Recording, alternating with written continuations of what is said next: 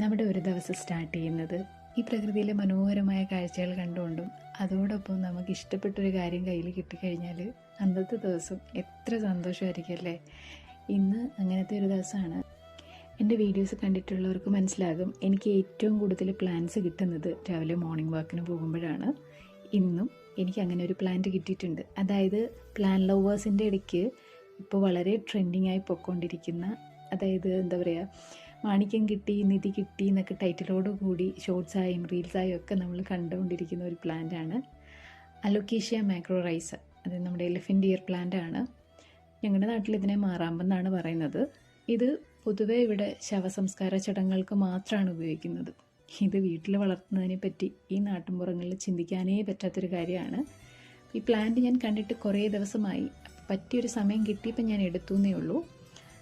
ഇതിൻ്റെ ഒരു mother plant എന്ന് പറയാം എന്ന് വിചാരിക്കുന്നു. കുറച്ച് ഹൈറ്റുള്ള ഒരു പ്ലാന്റ് ഉണ്ടായിരുന്നു, പിന്നെ കുറേ ബേബി പ്ലാന്റും ഉണ്ടായിരുന്നു.